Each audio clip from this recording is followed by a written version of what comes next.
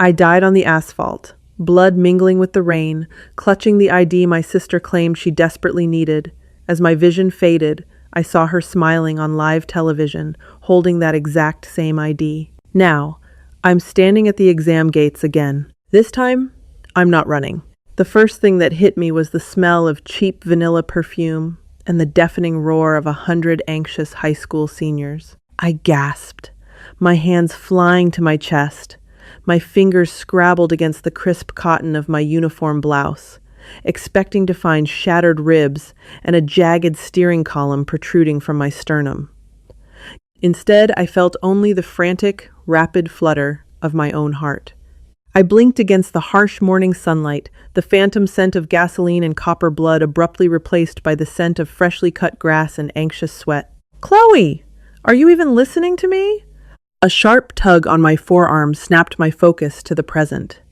Standing in front of me was Bianca, my sweet, adopted sister, the golden child of the Hastings family. She was looking at me with wide, panicked blue eyes, her bottom lip trembling in that practiced way that usually got her everything she wanted from our parents, Arthur and Evelyn.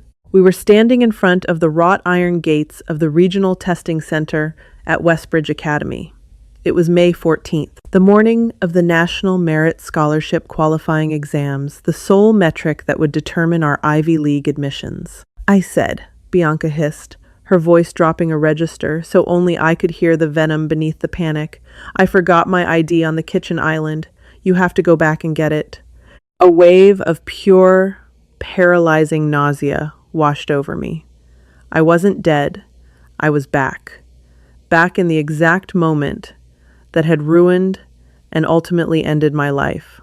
In my previous life, those exact words had sent me into a blind panic for her sake. I had loved Bianca. When our parents adopted her at age 10, I had sworn to be the best older sister in the world. So, when she cried at the exam gates, I hadn't hesitated.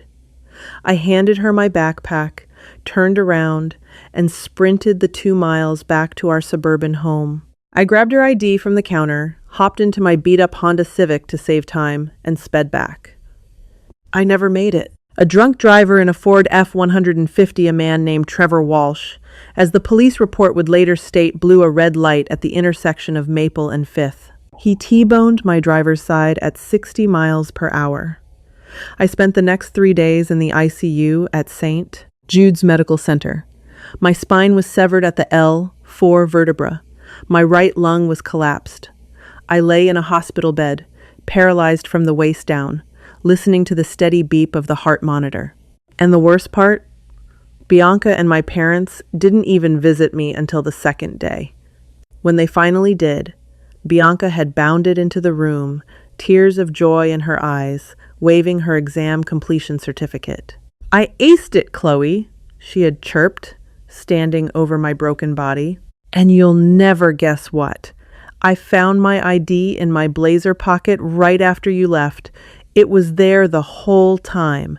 Isn't that silly? It's a shame you missed your exam, but you always said you'd be happy going to community college anyway." It wasn't silly.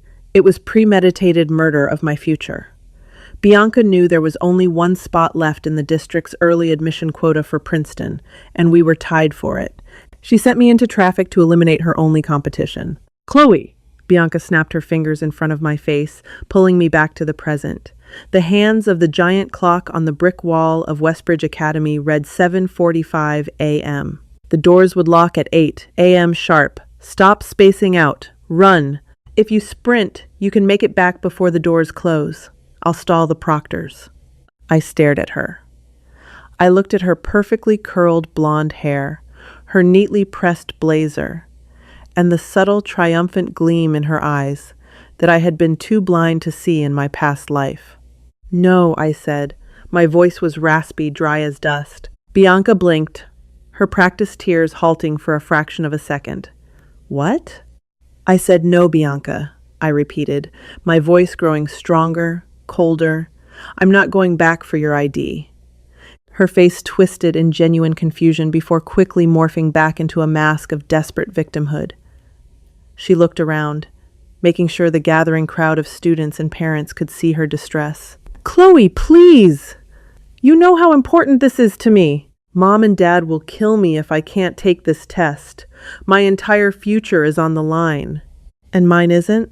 I asked, taking a step closer to her.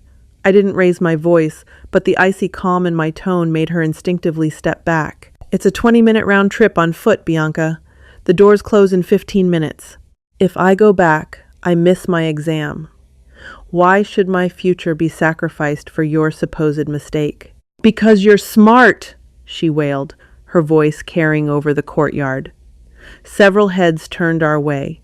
I saw Mrs. Albright, the notoriously strict head proctor, watching us from the top of the stairs. You don't need this scholarship as much as I do. You can just retake it in the fall. Please, Chloe, don't do this to me. Whispers broke out around us. Wow, her sister won't even help her out? That's Chloe Hastings, right? She's a straight-A student. She could afford to miss one exam. How selfish can you be? The poor girl is hyperventilating. In my past life, those whispers would have crushed me. The need to be the good sister, the compliant daughter, had been ingrained in me by parents who constantly told me to accommodate the trauma of Bianca's early childhood. But standing here now, feeling the phantom ache of a shattered spine, those whispers meant nothing. If it's so important, I said, my voice cutting through the murmurs like a scalpel, why did you forget it? We checked our bags together at 6 o'clock this morning. I specifically saw you put your ID in the inner left pocket of your blazer. Bianca flinched. The color drained from her face, leaving her pale beneath her carefully applied blush. I took it out. I put it on the kitchen island when I was grabbing a granola bar. I swear. Then I guess you're not taking the exam, I said simply. I adjusted the straps of my backpack and turned away from her, facing the imposing double doors of the testing center. Chloe Hastings, you get back here, Bianca shrieked, grabbing the back of my jacket.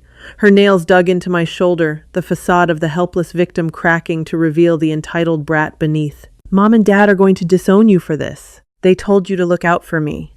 I slowly turned my head, looking at the hand gripping my jacket, then up to her furious eyes.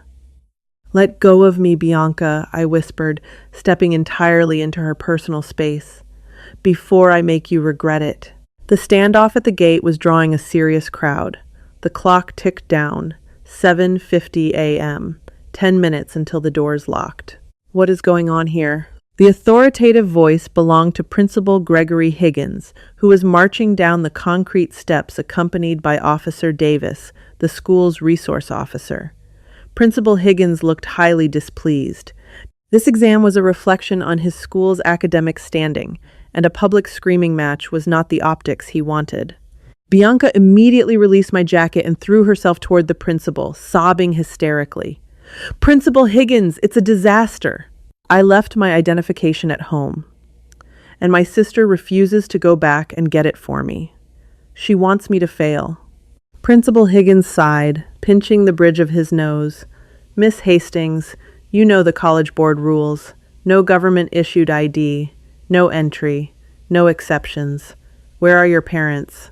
They're out of town on a business trip in Chicago, I stated calmly, stepping forward. They left last night. This was another crucial detail.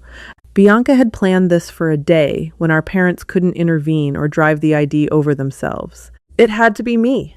Well, Chloe. Higgins looked at me, a hint of judgment in his eyes.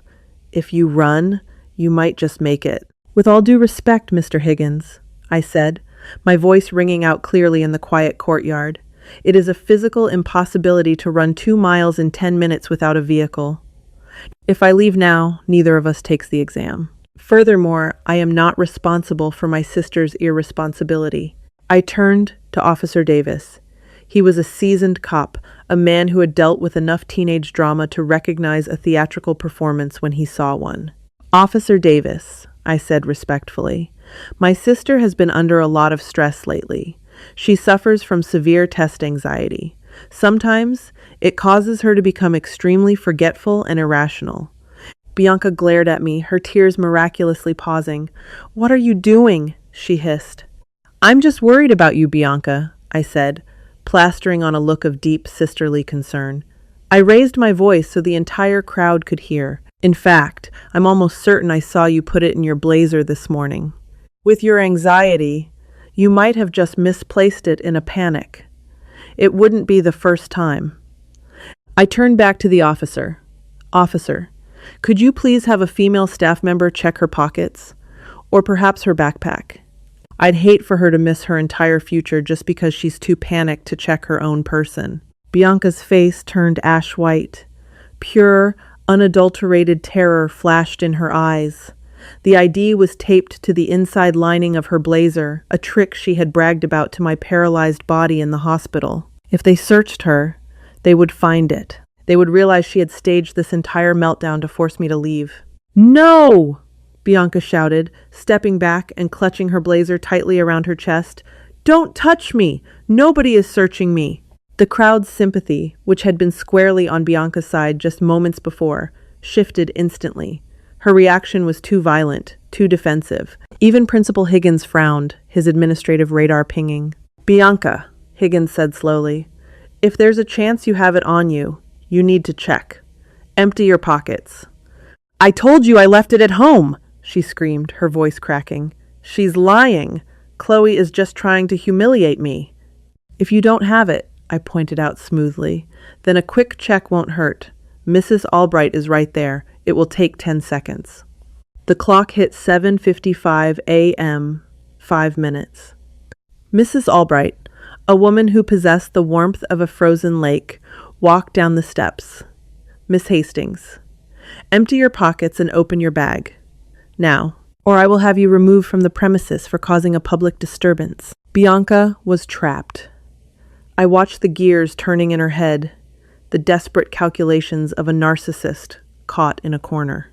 Option A. Let Mrs. Albright search her, find the ID taped inside her jacket, and be exposed as a psychotic manipulator in front of her friends, her principal, and the police. Option B. Refuse the search, maintain the lie, but be barred from the exam, destroying her chances at the Ivy League she so desperately coveted. I knew my sister. I knew her ambition outstripped her pride. Her breathing became ragged. She looked at me, and for a fleeting second the mask dropped entirely.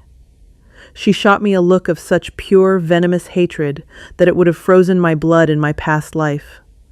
Now it just made me want to smile. Fine, Bianca shrieked, dramatically throwing her hands up.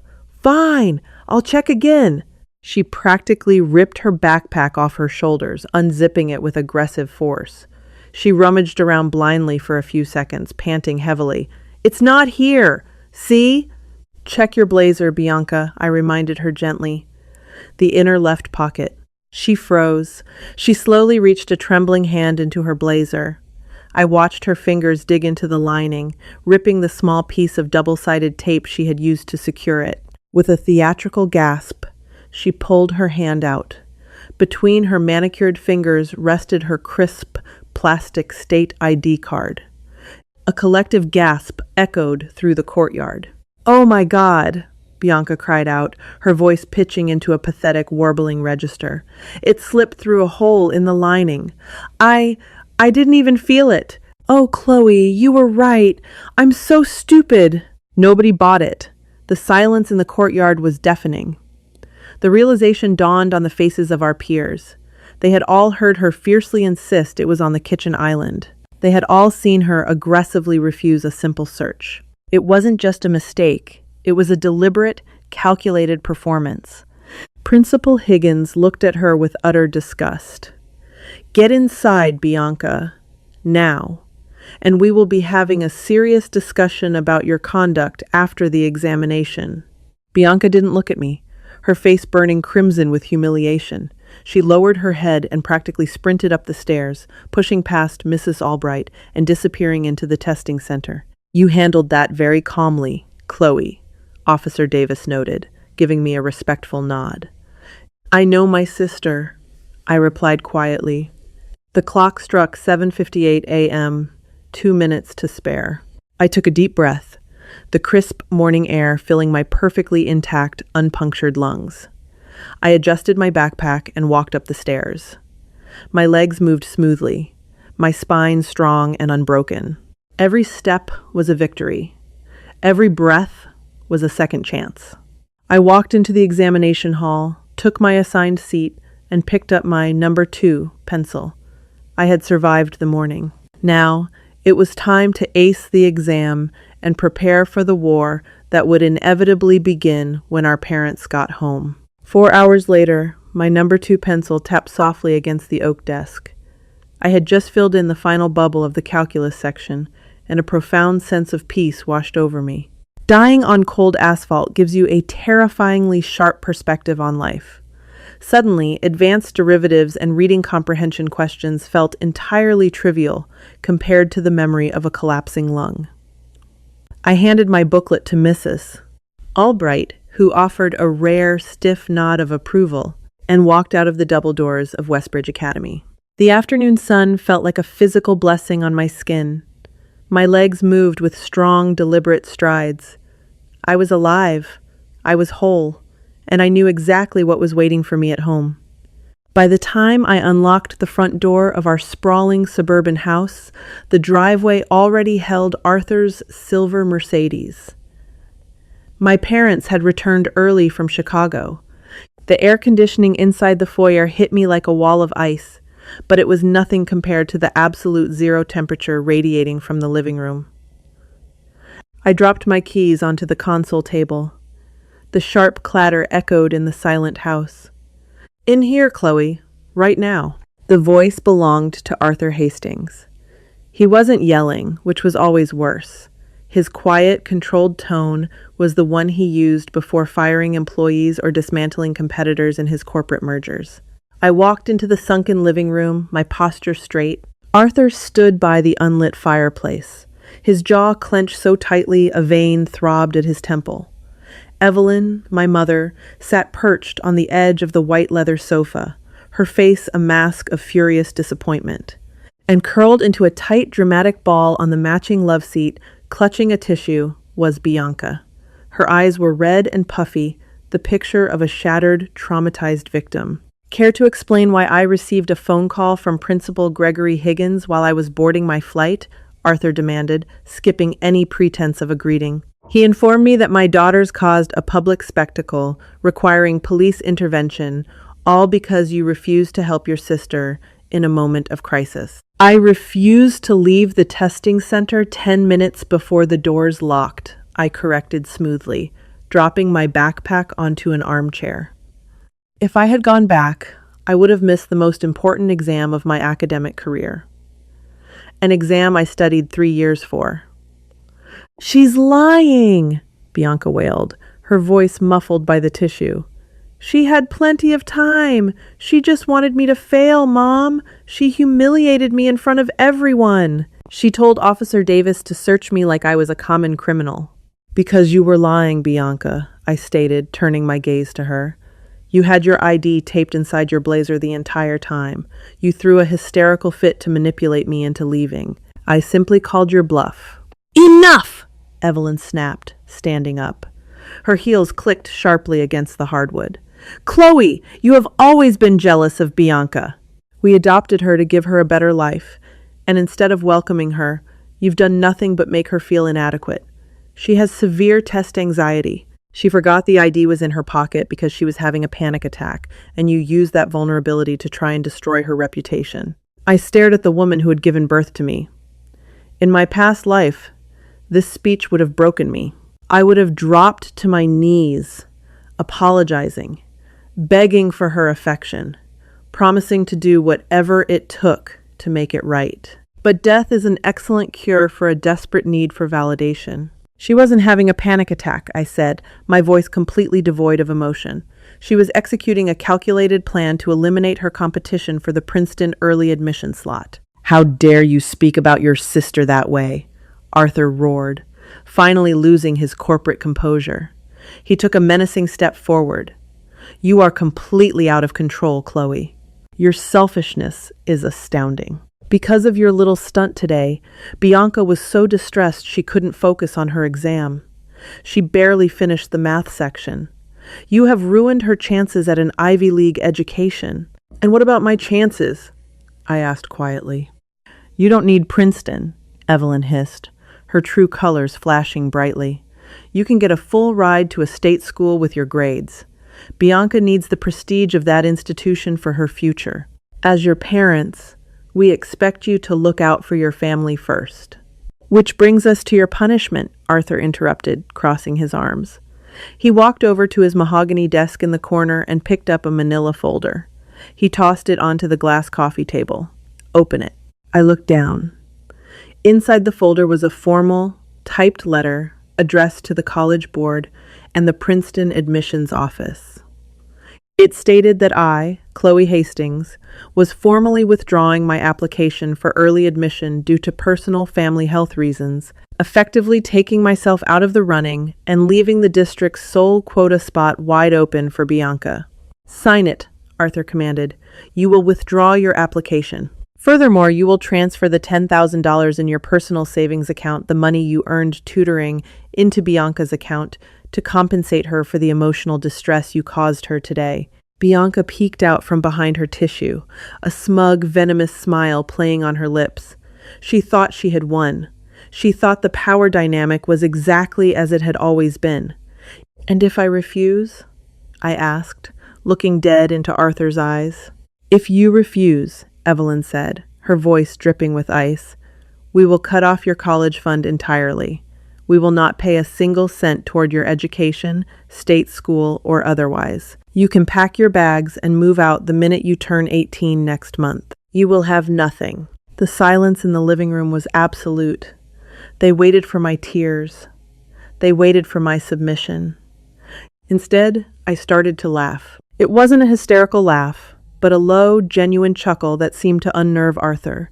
I slowly unzipped the front pocket of my backpack, the one I had refused to hand over to Bianca at the gates. It's funny you mentioned cutting me off financially, Mother, I said, pulling out a thick, leather-bound folder of my own. I tossed it onto the glass table, right on top of their pathetic withdrawal letter, because I spent my lunch break yesterday at the offices of Caldwell and Associates. Arthur froze. Richard Caldwell was one of the most ruthless and respected estate attorneys in the state. What were you doing at a law firm? Arthur demanded, a flicker of uncertainty crossing his face. Getting ahead of the narrative, I replied, sitting down casually in the armchair. I crossed my legs, enjoying the sudden shift in the room's atmosphere. You see, while I was cleaning out the attic last month, I found an old safety deposit box key. It belonged to my biological grandmother, Margaret Kensington, the one who supposedly died penniless. Evelyn's face drained of all color. She reached out and gripped the back of the sofa to steady herself. Chloe, what have you done? I did some reading, I said lightly, flipping open the leather folder.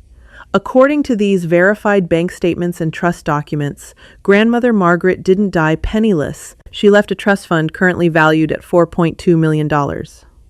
A trust fund that was completely restricted, designated solely for her biological granddaughter, Chloe Hastings, upon her 18th birthday. Bianca dropped her tissue, her jaw practically hitting the floor. 4 million? However, I continued, my voice hardening into steel, I also found the withdrawal ledgers. It seems you two have been fraudulently skimming off the interest of that trust for the past 10 years using forged power of attorney documents. That's how you bought this house, Arthur. That's how you bought the silver Mercedes. You didn't earn it. You stole it from a child. You little brat! Arthur lunged forward, his face purple with rage, but I held up a single finger, stopping him in his tracks. If you touch me, or if you even raise your voice again, my attorney, Mr. Caldwell, will immediately forward these documents to the district attorney for felony embezzlement and wire fraud. You will lose your company, your house, and you will both go to federal prison. The silence returned, but this time it was heavy with absolute terror. Arthur stumbled backward, collapsing into a chair. Evelyn began to silently weep, realizing her entire life of luxury was built on a trapdoor I had just kicked open. But that's not even the best part, I said, turning my gaze to Bianca, whose eyes were wide with panic. Do you want to tell her, Evelyn? Or should I? Chloe, please, Evelyn begged, her voice trembling. Don't. Tell me what? Bianca demanded, looking frantically between me and our mother. Tell me what? Bianca, I said, relishing every single syllable. You aren't adopted. You never were. Bianca blinked, shaking her head. That's crazy. Of course I am. Evelyn had an affair 13 years ago with Arthur's old business partner, Nathaniel Cross, I revealed, tossing a certified DNA test onto the table. When she got pregnant, Arthur couldn't handle the public scandal of a divorce. So they sent Evelyn away to a retreat and brought you back claiming you were a tragic adoption case from a distant relative. The reason they've always favored you, Bianca, isn't because you're a poor orphan. It's because Evelyn is drowning in maternal guilt and Arthur is drowning in humiliation. Bianca let out a breathless shriek, burying her face in her hands. The pristine, perfect image of the Hastings family shattered into a million irreparable pieces right in front of me. Here is what is going to happen, I said, standing up. I was no longer the obedient daughter. I was the architect of my own destiny. I am not signing your withdrawal letter. I am going to Princeton. Furthermore, Mr. Caldwell is formally filing for my emancipation tomorrow morning, and he is freezing all of your assets until the $4 million you stole from my trust is fully audited and returned to me. Arthur buried his face in his hands, a broken man. You can keep the house for now, I said, walking toward the front door. Consider it my final act of charity to a family that sent me into traffic to die. They didn't understand that last sentence, but it didn't matter. I grabbed my keys, slung my backpack over my shoulder, and walked out into the bright afternoon sun. I had refused to go back to the past, and by doing so, I had finally secured my future. Thank you for watching this story of rebirth and ultimate justice. If you loved seeing Chloe stand up to her toxic family and take back her destiny, hit that like button and share this video with your friends. Don't forget to subscribe to our channel and ring the bell so you never miss another dramatic true life story. What would you have done? Let us know in the comments.